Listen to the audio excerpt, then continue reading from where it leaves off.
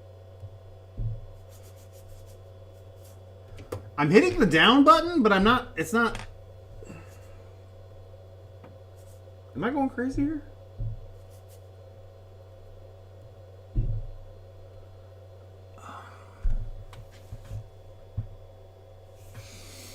I'm a moron. Yeah. It's the bed. It's the direction the bed's moving, not the nozzle. So I was moving the bed down, trying to figure out why it wasn't scraping against the card, and it's because I kept moving it down. Let me see.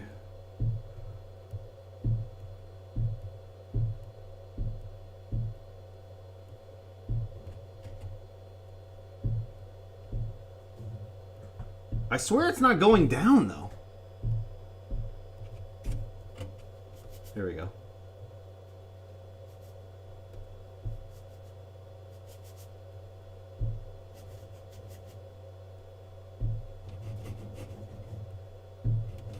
All right, there we go. I've got some friction against the card. We'll say it's good. All right, now it's going to start the... Yeah, it's going to start the bed probing and sensing there. Yeah, Functional Print Friday. I love the Neptune 4 Max and the 4 Plus. I have also had issues. I've also had 2 massive clogs with them, and just got a replacement for the 4 Plus for that hot end. So I'll be going through the process doing that. But man, it's unfortunate. Like it's the machines, when they're working great, but you know, I think it was like the 4 Max had that grinding issue initially that needed the firmware update, and you know, some values changed in Clipper. My 4 Plus for the most part worked great until I ran into that massive clog. Yeah, at least the door can't break. Dude, that 7-foot xenomorph was so friggin' cool. So cool. That is ridiculous. Absolutely ridiculous. How many rolls of filament was that? It must have been at least 20, I'm guessing. 20 rolls of filament? It looked huge. Absolutely huge. I still need to finish my Magneto, by the way. I'm waiting. I should, fingers crossed, have the, what is it? The, I forgot the name of it. The Giga. The Orange Storm Giga here. Hopefully sometime soon. It keeps getting delayed. But hopefully we'll have a pre-production unit here to show off this month, maybe next month. It was supposed to be at the end of last month, and now it's potentially the end of this month. So we'll see. Whenever it's ready, I'll be able to show it. That's for sure.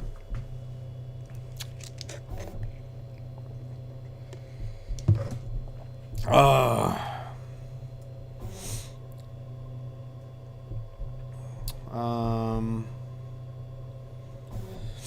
don't know. Yeah, Motoform prototyping. I don't know if it has the modular bed heating. It'd be cool if it does. I don't believe so. Not that I know. It probably is just going to heat the whole. Yeah, I'm not seeing anything indicating on the underside of like any kind of special heating zones or anything like that. I'm assuming regardless if it's a large or small, it's just going to heat the whole build plate, but we'll find out. Oh,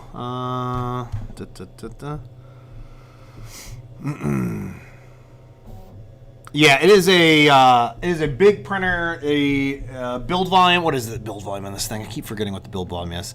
325 by 325 by 315 millimeters, which is just a really good size. It says it can print up to 600 millimeters per second. I know everyone's claiming like some crazy high print speed number. You know, how reliable it is going to be to print that fast, I don't know. Maybe for some extreme prototyping. For the most part, I'm guessing it's going to be around 200 to 300, maybe pushing it over 300. I don't know. I'll have to play around with it here and see. But I definitely have seen folks talk highly of this online in other videos. So excited to get my hands on it. And like I mentioned at the very beginning of the stream, I am excited since it's fully enclosed and it's got a heated chamber. I don't typically mess around with anything outside of PLA, PETG, TPU type materials. So we'll be trying out some ASA on this and some other materials potentially that this thing is well suited for printing.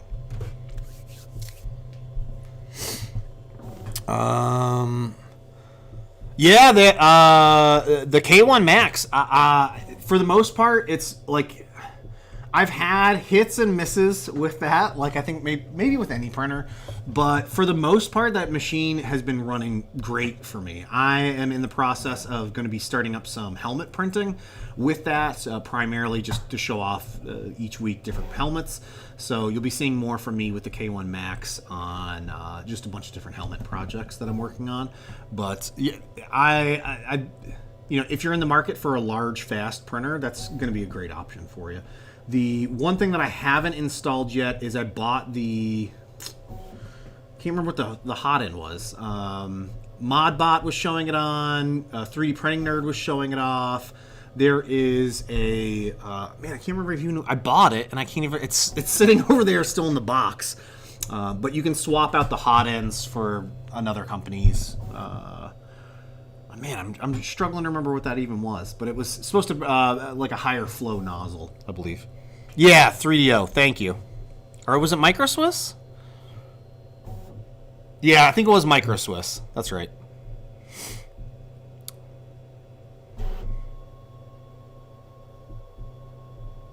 Yeah, I consider working speed to be 30% of the stated speed. That is a solid statement there, because everyone is claiming like these stupidly high speeds, and it's like, yeah, the printer can actually, sure, it can get up to those speeds, but how reliable will it actually be at printing at that speed? It's like my car can get up, it says it can get up to 200 miles an hour. I'm making something up. 200 miles an hour. I never get it over 85 probably.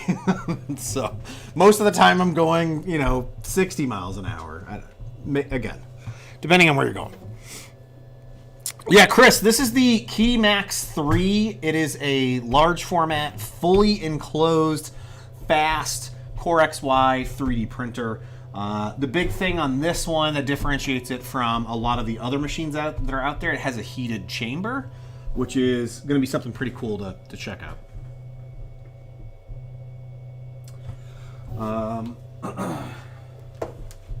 I'll also need to get this dry box thing monstrosity set up on the back here. Yeah, it's one of the next steps. So after it's going to do the bed leveling completed, and then it's going to do the input shaping, and then I can start loading up the filament here. Take out the filament support bar. Is that what this is? Yes, this is going to be it, right?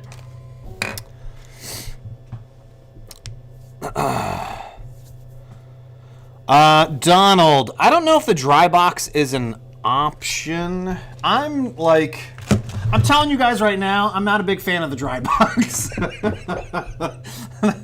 I haven't even used it, and I'm not a big fan of it. I'm already not a big fan of having to reach around to the back of damn near every one of these machines that are like this now. Have the filament spool on the back. This is just one other complexity that I'm going to have to deal with when reaching around back to deal with the box to load filament into. It doesn't make it easy when these machines are getting bigger and boxier. Much prefer this to be side mounted somewhere that I can more easily access and have to fiddle with, especially like I have to take this thing off, or is this going to be mounted on the back? I'm assuming this is going to end up being mounted on the back of the machine.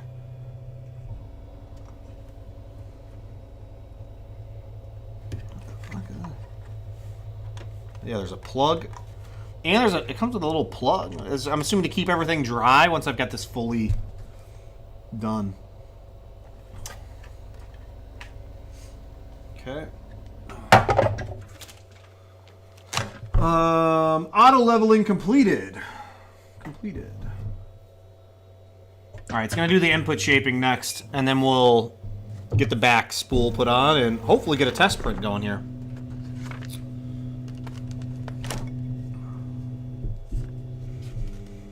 First printing.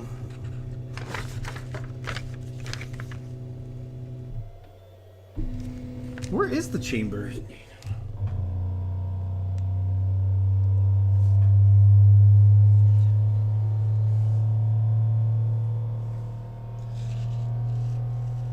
I can't see. It says there's a chamber heating fan. Oh, I see it in the back there.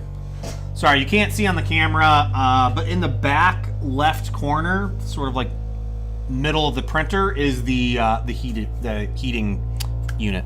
Yeah, back left. Thanks, Jesse. I was like, I don't see this in here.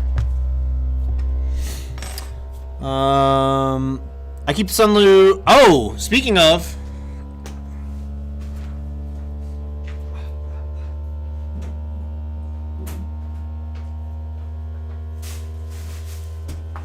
I just got that, and I'm very excited to get this set up, and I like your comment on that because I might do the exact same thing, is just pair these two together. So this is the Sunlu drying box. They just sent this to me last week. I just got this, so excited to get this fully set up and starting to print with this because it holds 4 spools of filament. That is just, it's a lot of filament drying that it can do there. Ugh.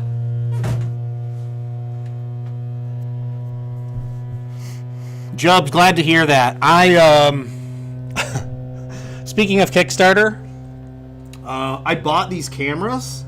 These are live stream cameras that are supposed to work for live streaming, and got them off Kickstarter. Was very excited about them. They are the biggest piece of garbage. I got the product, but the software that it comes with is just horrendous. So I've got to do more digging into seeing how people have gotten that up and running so that I can hopefully have multiple cameras set up here. But it was just a big ugh. Yeah, that was the input shaping that you heard there. It's still doing it. Oh yeah. Sorry, I should probably have taken this off of the desk.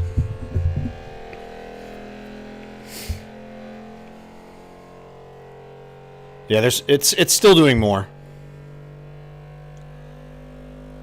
Fisheye, yeah, that. Congrats, man. I have not set mine up. I got it out of the box, check it out, but I haven't set it up.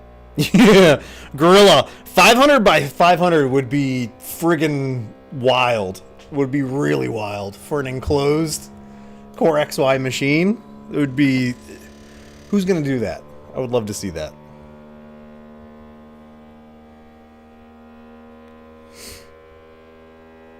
Yeah, the that S4, it looks pretty dang like I'm excited about it. That's the first filament dryer that I've honestly been excited about. Most of the filament dryers that I've had are all just single spool, and that's kind of been a pain where it's like, oh, I know I'm going to want to print with these handful of rolls of filament, and I'll need to dry them for at least 12 hours, 24 hours sometimes before I will go off and use them. Not that I have a whole filament wall back there that's fully open to the air and elements, but it'll be nice to get some really fine prints with something that can actually support more than one roll. And apologies for that really loud.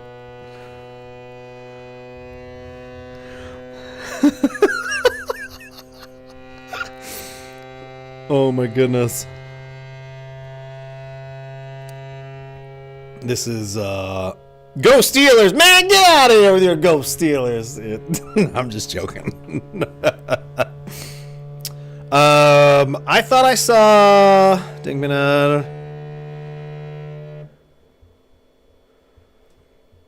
Oh man, dang Panda! I saw your friend challenge you to 3D printer from scratch. Do you know what kind of Cartesian style movement? But it drops the plate like a Core XY is called. I do not. I am like what you'd call the most ill-informed YouTube 3D printing person here.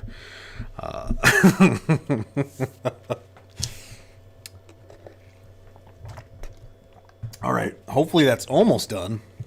Tripod, what's going on? Oh no, so watch out for leaky hot end on this printer and be careful of unloading the material. Oh no. Don't tell me that, Jessy. All right, I'll keep an eye out for that. Last thing I want to deal with is jams.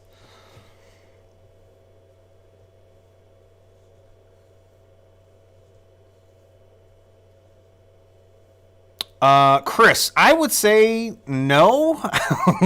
I would say that's about what I would see. So I haven't had my little humidity reader up and running for a while now, but I think that was when mine was floating around in the wintertime. And I leave most of my filament just open in the air. I try to use it as much as I can before I know it's gonna go bad, but I will typically, any of my filament that's just left open to the elements, I'll usually unspool a foot or two, cut it off, and then start printing with it. And it's mostly fine. Mostly. I'm sure not the best print results, but... all right, pushing filament into the filament runout sensor until it reaches... Okay, this is where I need to set up the... All right, I need to set this up on the back. So I need to put this in... I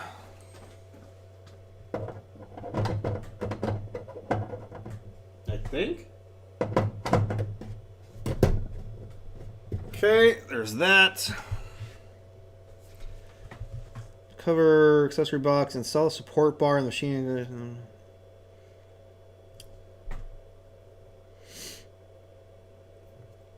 Then pull out the plug. I'm not going to put the desiccant in there just yet. Let's see.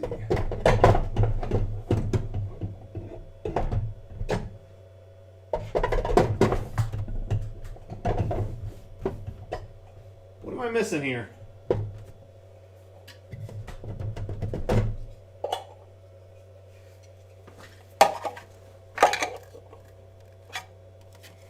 Does this come off?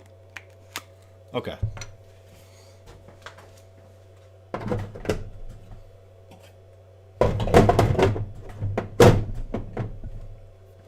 So there was a little cap on there that I needed to remove.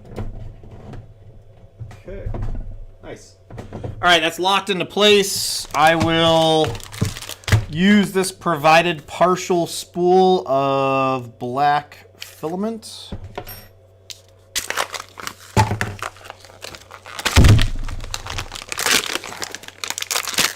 Yeah, there's no heat in there.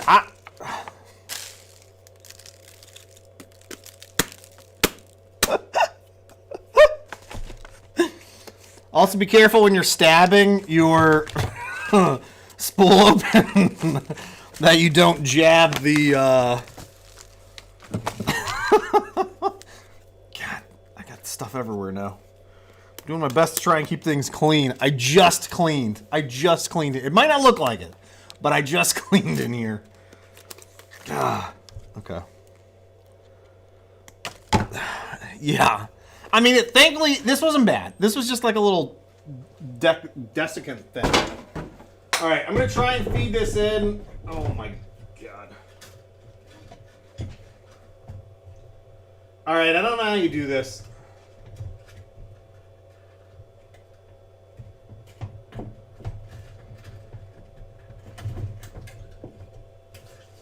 Shit. All right, hold on. Let me reposition this. I'm really not liking this box on the back. To be honest with you guys, I just do not like this box. I can't feed the filament in my box. Like, I don't have huge hands, but that thing is like impossible to get filament into. I'm going to connect the tube to this tube. Okay.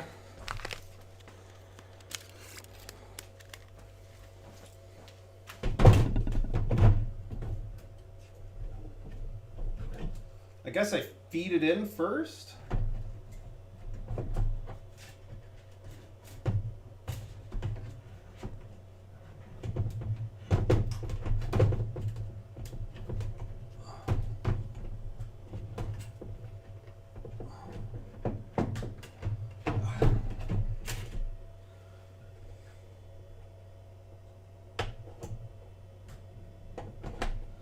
I'm telling you right now, I hate this thing on the back. I just do not like this whatsoever on the back.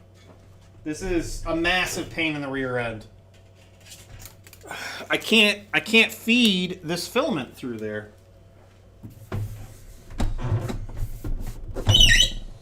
Sorry.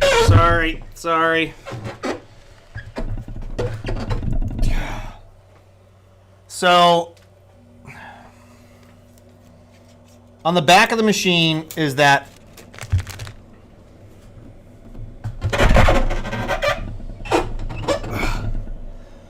you're not able to see this.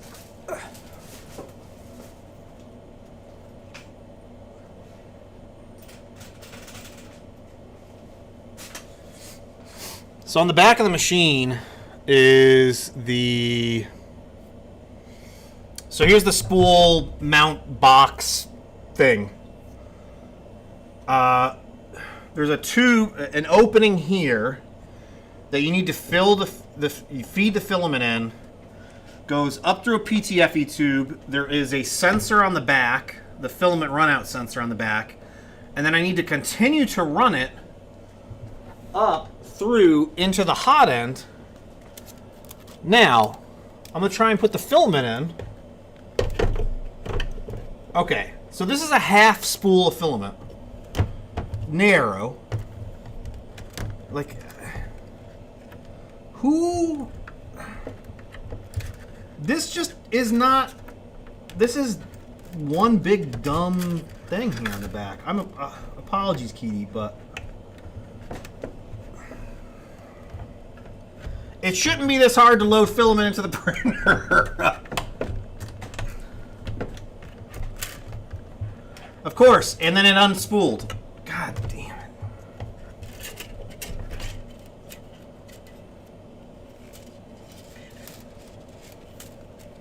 Okay. Just that. Okay. How am I supposed to feed this in? Like, am I supposed to do this beforehand? Shoot. And my laptop battery's dying. Hold on.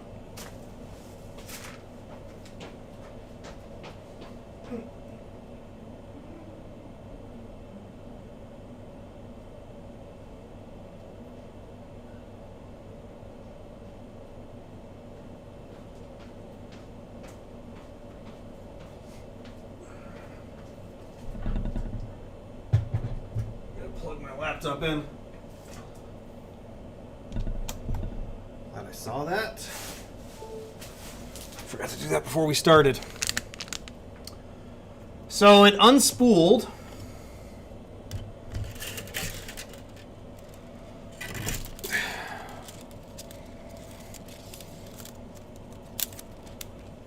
I guess you're supposed to feed it all the way through first?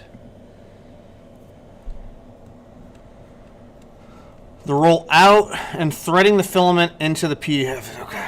Thanks, Larry.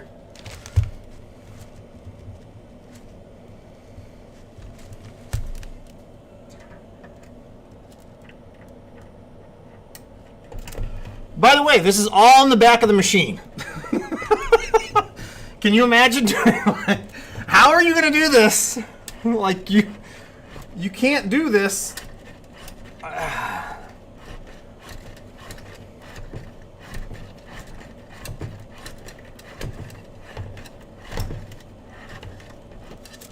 Okay.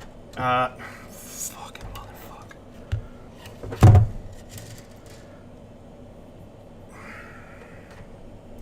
The PTFE tubes are coming out. Oh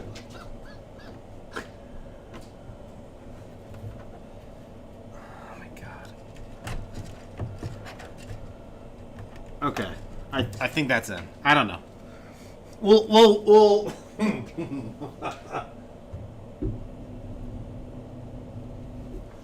All right, I'm gonna try and load the filament in. I'm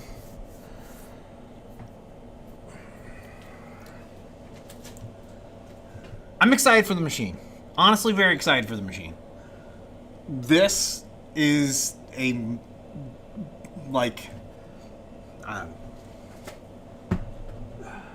painful. It's painful. Click left side plus button to start heating the settings of the nozzle temperature. What? Okay. All right. So it's heating up now. I had to hit a button for it to heat up.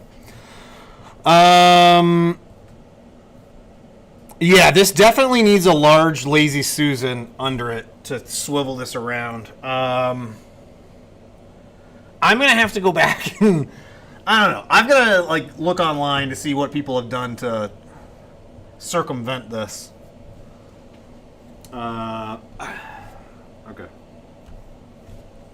I'm assuming someone's come up with some kind of a side-mounted solution. But again, the runout sensor, the filament runout sensor is on the back here.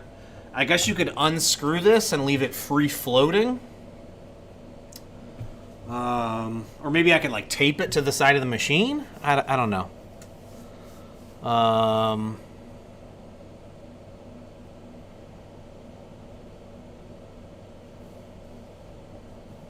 Yeah.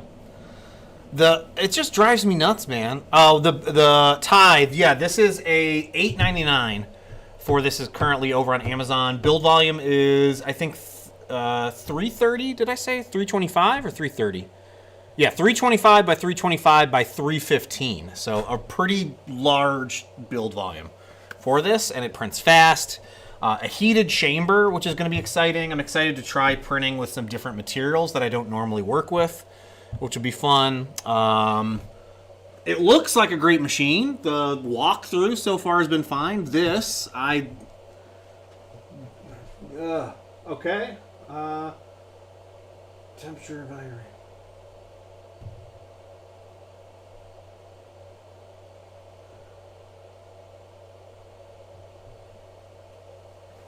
Okay, I think it's in.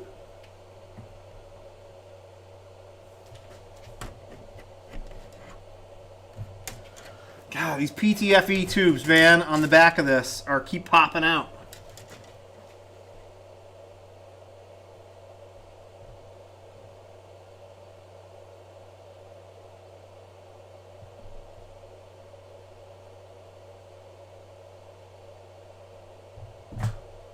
The filament's not coming out. I can't tell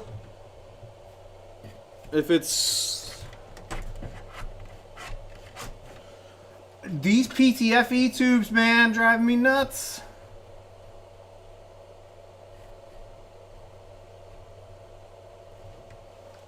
All right, is this jammed already?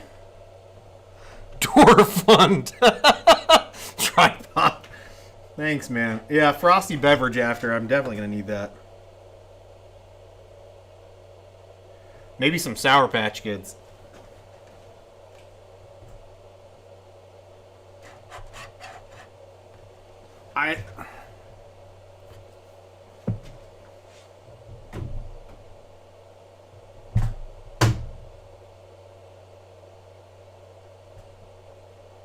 I can't get it to extrude, and I can't get it to... The filament's in there. Fudge, man.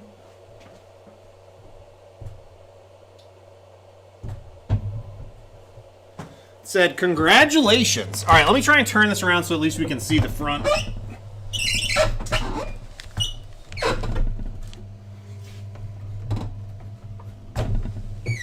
I'll reposition the camera as well.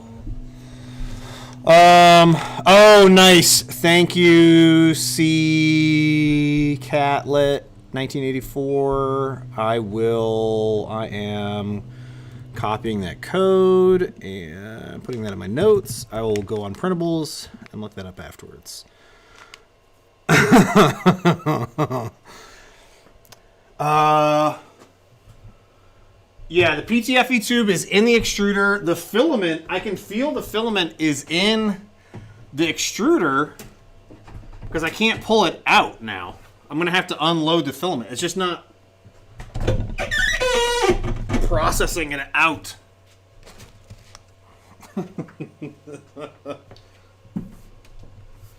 Never a dull moment. All right, let's see. No.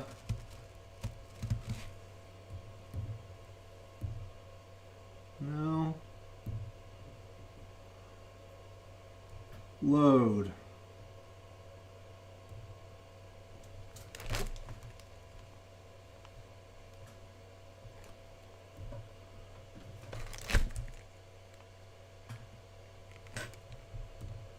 Okay. Okay. Filament is unloading. Yeah, it was definitely in there because it's unloading. Yeah. Did I come with a clogged nozzle? Oh no, it's coming out now. It's coming out now. Okay. All right, let's try this again.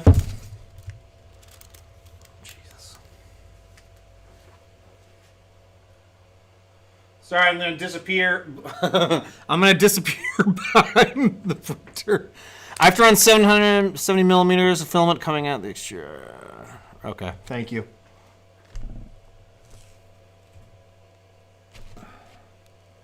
Let me do 50. And then I'll hit the load.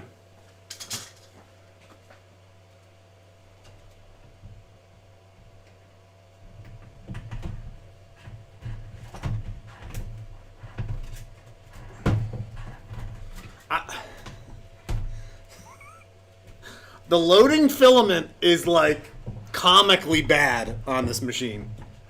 I don't know who in their right mind thought this was like a great design. This might be one of the worst filament loading options I've seen on a printer. Oh my god, and it just unspooled again.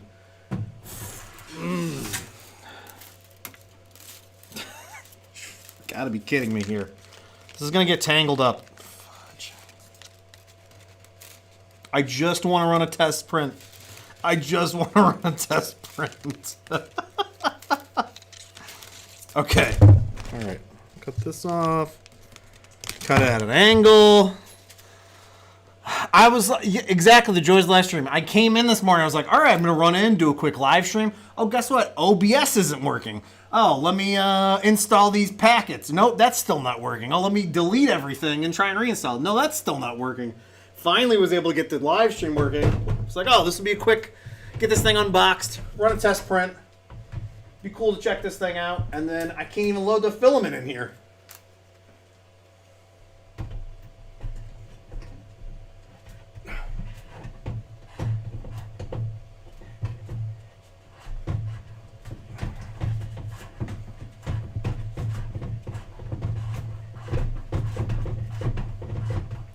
Honestly, I think this would be if the filament box, if the dry box wasn't on the back, and it was just a spool holder on the back, loading into a PTFE tube, it would be infinitely easier to load filament in there. And the PTFE tubes keep popping out. Oh my god, this, and it just unspooled again. Hold on. I don't know how someone... Okay. Let's try it. Load.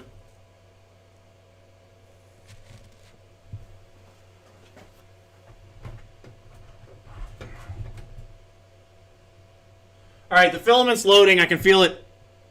I can feel it grabbing it now.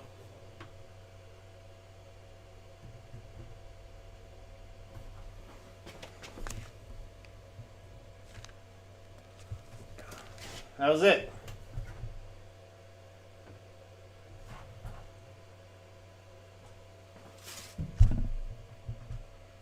Do I have a clogged nozzle on this thing? Let's put this up to 240. I'm going to bump it up to 240 and see if we can get this to go. So you can go sit with a shrink and disgust and draw next to filament loading. Thank you. Totally jacked up. Oh my goodness. All right, it's at 240. Let me try and load this more.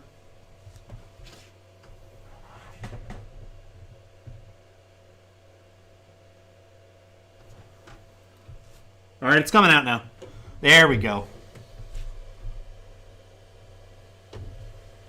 All right. The 220, the default 220 temp just wasn't enough for it to extrude the material. All right, so let's oh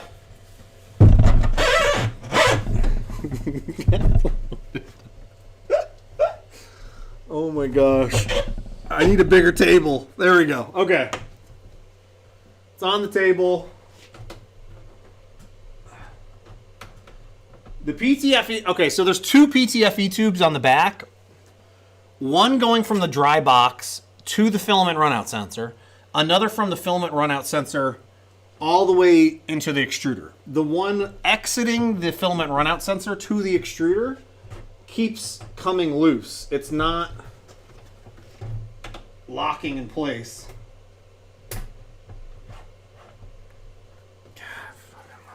Okay. We're going to let it rip and see what happens. All right, I'm going to swing around front here. Yeah, I bumped it up to 240 to get it to extrude.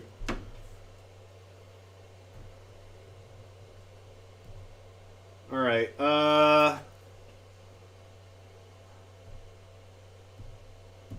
What the?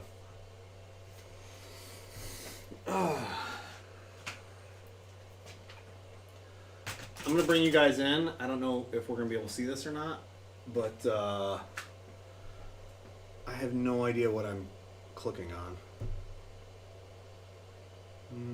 No. We got a Benchy, 17-minute Benchy. That's good. A spool holder. Hello.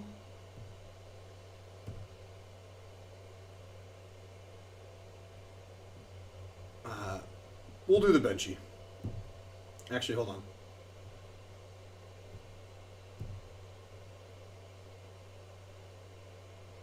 That's cool. Bunny.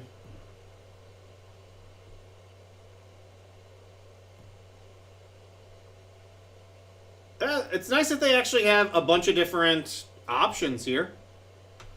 We'll do the Benchy. Standard Benchy.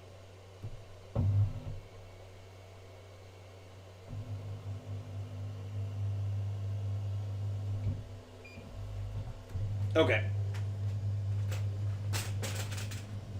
I'm going to turn this a little bit. And then hopefully I can talk to you guys while this prints. We'll see. I don't know how this is lined up. I can't see my screens or anything like this, so apologies. Wasn't able to see you guys at all. All right, there we go.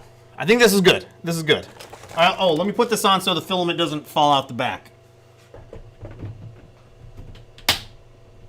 God. Fucking... I can't be the only one that, like, dislikes this box on the back so much. Okay. Let me clean this up real quick. Keep the leveling card. I got some tools here. I got some filament scripts. I got tons of it's not even desiccant. It's just dirtiness. Okay. All right. So hopefully the Benchy starts here, and we can take a look at that. Peel the screen for us. I already peeled the screen. I'm sorry. Yeah, the touch screen, it does seem like there's a bit of a delay with the touch screen. It's not as it's definitely not as responsive as I'd like it to be, or am hoping it would be with that. Oh, okay, ditto, thanks. Hellstorm, thanks. Yeah, someone mentioned there is a link someone gave me, or a printables code. I'm going to definitely be looking at that after I get this up and running. Oh, yeah, there we go. There's the side-mounted spool. Oh, that looks like it fits nicely on there. And is it using the same one? Or no, it's different. I will definitely be loading that. That's going to be the first thing I'm going to be doing there. Oh no! SGG Vengeance Galactic Armory didn't like this printer. That's unfortunate. Actually, you know what's funny is he had a horrible experience with the K1 Max, and other than the glass shattering, and I had a ton of issues getting anything to print with the Creality slicer. As soon as I switched to Orca slicer, it's, for the most part, has worked really well for me. I have definitely had my fair share of failures on the K1 Max, but for the most part, the thing prints great for as large as it is and as fast as it can print. I'm hoping this will be the same, minus the goofy filament loading on the back there. That box is just kind of awkward. Sits on the side, tucks underneath the frame, and keeps it still. Ooh. Hellstorm, let me know if you can find what number that is. And is it like on printables? Let me know. I'd be interested in checking that out. Maybe I'll compare some options here when it comes to printing these out.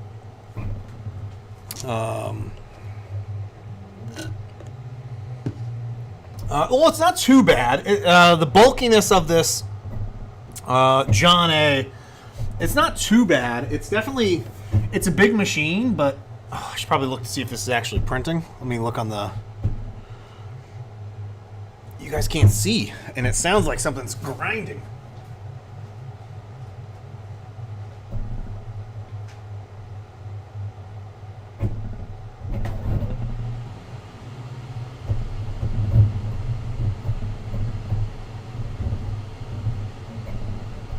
It's printing.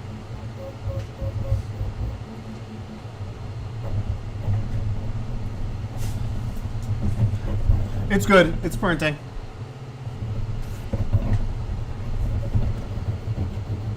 Oh, I gotta turn on the filament sensor. It's off by default. Okay. Jesus. You hear the thing moving? I can feel it moving on the desk here. It's so wild, like how much these machines have changed over the past few years. It's honestly awesome. It's awesome. It's great seeing companies like QidiTech and Creality, Elegoo, and Cubic. Obviously, Bamboo's been at this for a while now, making drastic improvements to these 3D printers. Oh my God, my desk. Yeah, from the perspective, it does look. It is a big machine. It is definitely a big machine. If I wasn't trying to angle it, it would easily fit on my 2-foot wide tabletop here. That spool holder on the back is just. It's not even just a spool holder. It's this container that you can't feed filament into. I'm gonna have to get a new PTFE tube for this as well, or maybe it's just the coupler. The coupler, I think, is the term I'm looking for. Yeah, it's supposed to be printing really quick.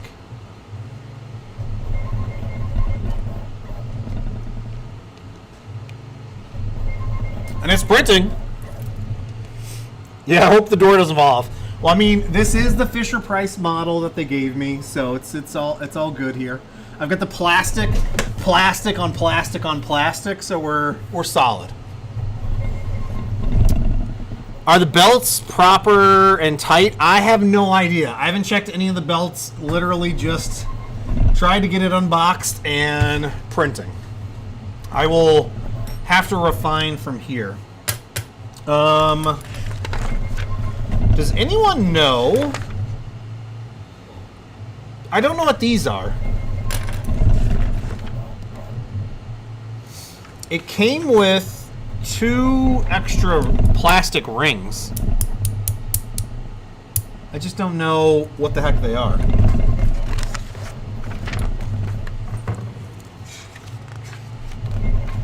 Yeah, Snowy, thank you. Yes, and it is. We are live, broadcasting this morning in Rochester, New York, at a wintry, cold 15 degrees.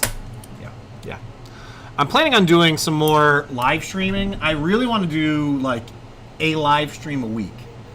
I just can't figure out a time that I can consistently do a live stream at, but we'll make it happen. Especially, you know, I think maybe at some point I'm gonna just record a video and talk about my experience of my first failed Kickstarter backing project.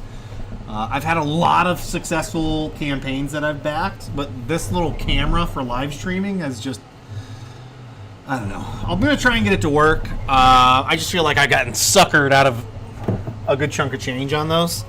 I mean, at least I got the product, but yeah. Oh, those are for inside the dry box. Oh, for cardboard spools. Okay, thank you. Thank you, Jessy. Yeah, who would mention? Someone mentioned it else. There's a whole bunch of different Jessy spellings in here, which is fun. Mine is obviously the worst spelled Jessy, with the Y on the end. Makes no sense. Oh no, Ditto, where are you at that you had to shovel that much snow?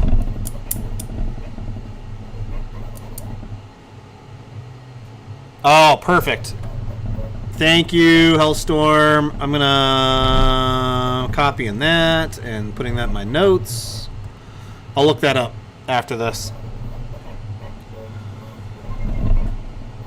Oh, Anthony Freeman.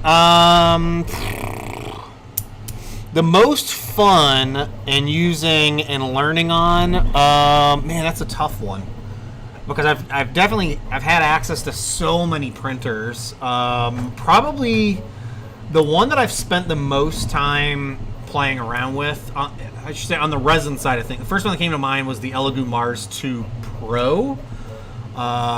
Still to this day, that thing is just a tank of a resin printer and can print stupidly fast and prints amazing. It's just been fun to continually play around with that. I even have another one at my dad's house down in Florida, so that when I go down there, I can do some 3D printing.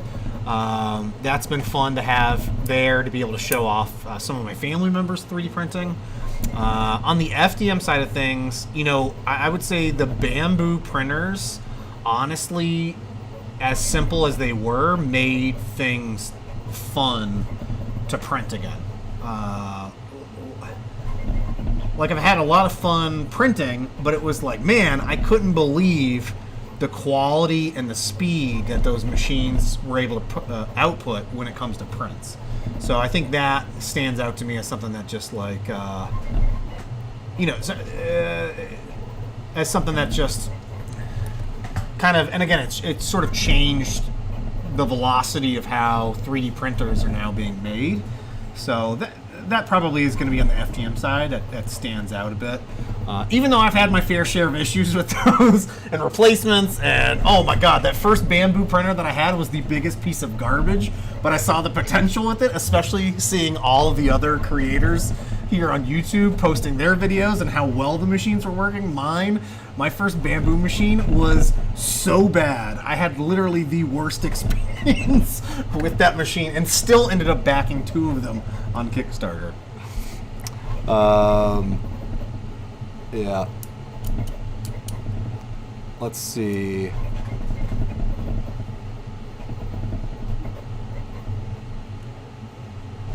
Is it worth buying an FDM printer if I have a couple Elegoo resin printers? Not sure if I'm like. Snow, you'll never get the. I mean, you're never going to get the detail that you can get on a resin printer on an FDM. The level of detail is just like, it's ridiculous on the resin side of things. But when it comes to printing larger stuff, or if you're doing miniatures and terrain and stuff like that, I know a ton of people that have just FDM printers for specifically printing buildings and terrain and walls and those sort of things, and then just leave printing figurines and statues to the resin side of things. I'm wondering, like, on the next big thing for hobby printers, I keep thinking of how AI is going to be more incorporated into some of these machines. And I know to an extent, like Bamboo, and I think Creality was trying to do it with the AI camera detection with print failures, or the AnchorMake was doing that as well. I honestly feel like we're going to start seeing that a little bit more of. Not even necessarily mobile apps. I mean, I love the idea of having more smart printers and notifications when a print's completed or there was an issue with the print or something I need to take a look at. But outside of Bamboo, AnchorMake's mobile app has been pretty decent. The Creality mobile app is garbage. I'm nervous that we're going to start seeing more really bad mobile app experiences that are just thrown in to 3D printers and not actually maintained. I'm a little nervous about that, especially seeing if more and more companies try to do that and they don't actually have either mobile experience or they're bringing on actual mobile developers, then it's just sort of outsourcing something very basic. Yeah.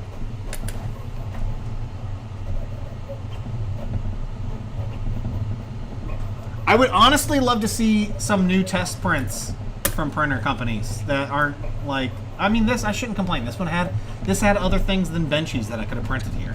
But you know, I think the Benchy's the standard that everybody sees. It looks like it's printing good as far as I can tell. I am on the opposite end of things with everybody. I am not a huge fan of multicolor, multi-material printing. I think Prusa is probably the one that I'm most excited about with that, with their tool changer, because of just how much less waste it produces. I almost don't use any of my multicolor Bamboo tools just because of how long the prints take and how much just waste it produces. I did see someone recently posted something, I think it was on Facebook, one of the Facebook groups. There is a way, like someone created a color tuning guide to help reduce, I think they said it was by like 40% they were able to cut down the purge waste, which I need to take a look into.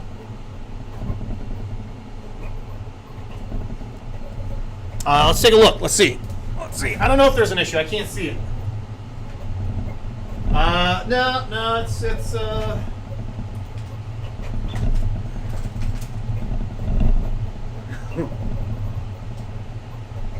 yeah, it's not looking great. I don't know if that's focusing or not. Let me see. By the way, you guys can't even see that.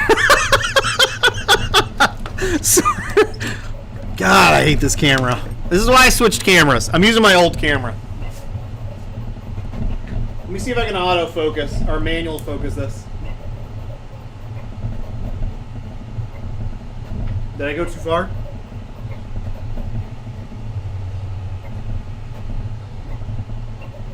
Yeah, that's better.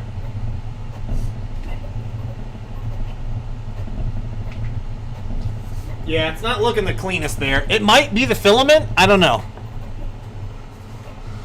Yeah, it might not be. I used the provided filament roll. I would have thought that would have been like tuned to work with that filament roll, but you know.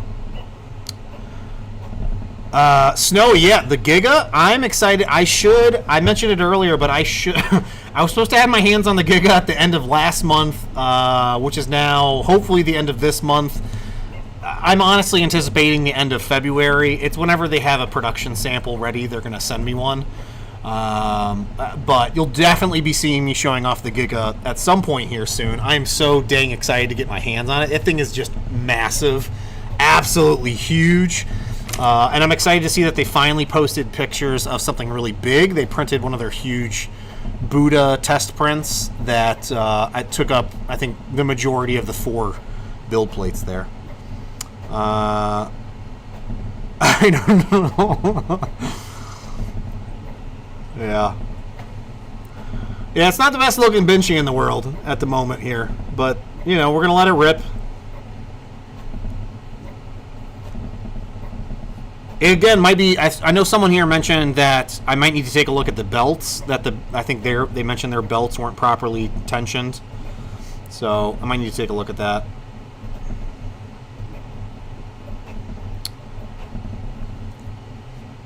Yeah, we'll see what this is.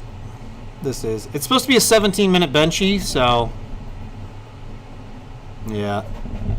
Jessy, yeah, nothing wrong with that, man. Nothing wrong with dropping the pledge and waiting to see how all of this goes. Don Ho, no, I believe someone mentioned earlier the unit that I have doesn't have a camera in it, as far as I'm aware. They said that there is an add-on module for like $50 for a camera. I'm assuming it can do time lapses if it's got a camera in there. Yeah, the light's not helping in there.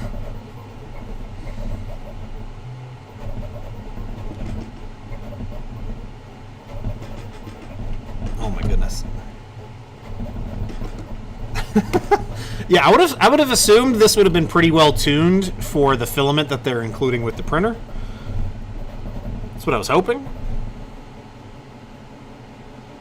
I mean, after seeing this 3D Airsoft, a Bamboo right now, I mean, Bamboo is going to have a much smaller build volume than this. This is 325 by 325 by 315 for a build volume, and the Bamboos are 256, which is in reality not even 256. Bamboos are really like 245, I think, because you can't use the full build volume unless you disable a bunch of things and print a clip to plug it into the printer. It's one of my gripes with the Bamboos, but the Bamboos print just flawlessly right out the gate. This will maybe just needs a little tuning.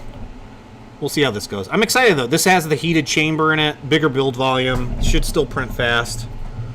The people have been hearing me complain all for the last hour about the spool holder on the back and the box, and feeding filament in there is just a not good experience. I will definitely be printing a side-mounted option for this machine. 3D Airsoft, by the way, the A1, the Bamboo A1 has been rock solid for me so far. It's like one of my new favorites at the moment. Yeah, the P1, Dan Canada's right. The P1S, if you're looking for something enclosed, the P1S outside of that control screen is just phenomenal. I'm hoping that they release some kind of new, like an official add-on for the P series for touchscreens.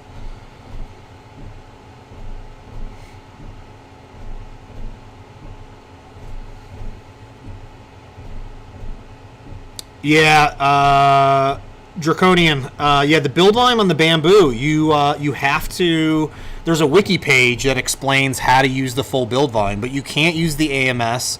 There's an attachment you have to print, and it holds the filament cutter. And then you can start and then there's something in the slicer that you have to update. There's values in the slicer you have to update, and then you can use the full build volume of the printer. I have seen the big QidiTech LCD screen for the P series. I need to ping them about that, actually. I have one of the cheapo touch screens, the P1 touch screens that you can get off of Amazon, and we'll be doing a video on that here soon. I know ModBot has done one on that, and I think Teaching Tech has done that as well. All right, let's take a look at this.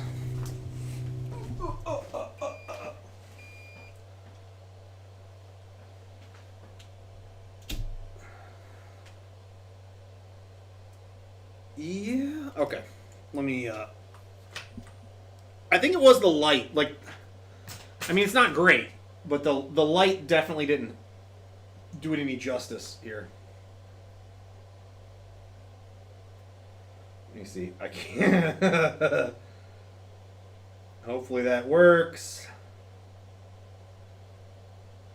But, yeah, here you can see the details on it. There's definitely some banding, like,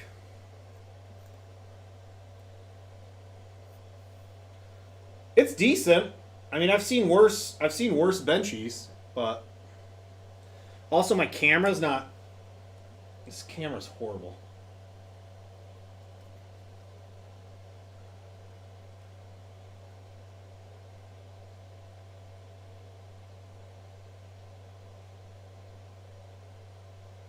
Yeah, I'll take some pictures with my phone and I'll post those over on Twitter, just so you can get an idea of it. But yeah, I mean it printed. That was good. That's a that's better than I've seen in some other of these that I've done. Oh my goodness. Let me see. All right, let me swing this around. Hopefully you guys were seeing that. Yeah, the filament's not great. I'm wondering if it is the filament. I'll probably go back through and run another test print with just a normal roll of filaments. I mean, it's pretty consistent. There's just one big, it looks like inconsistency that I'm seeing with it.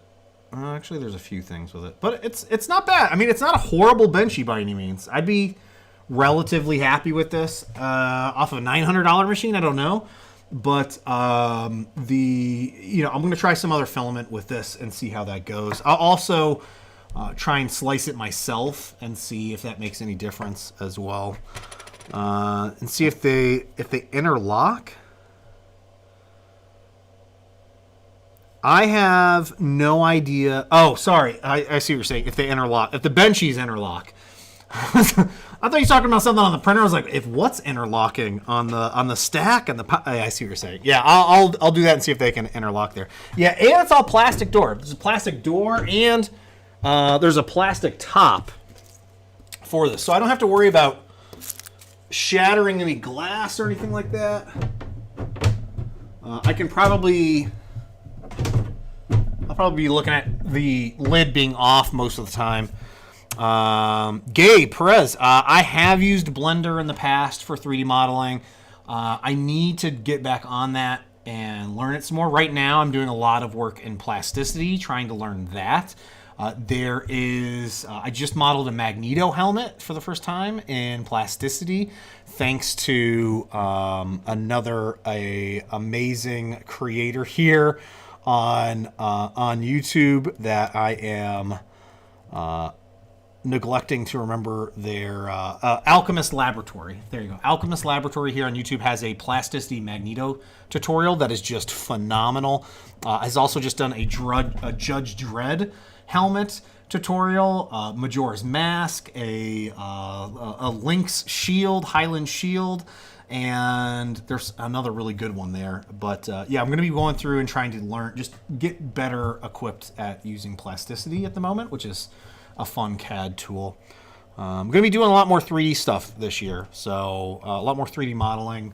ZBrush is finally coming out with a iPad app, which will be exciting to see later this year. How that all works and how that compares to Nomad. There's also I can't remember the name of the company or the guy that's doing it. There's another app that's going to be a 3D modeling app on the iPad that's slightly different than how Nomad works.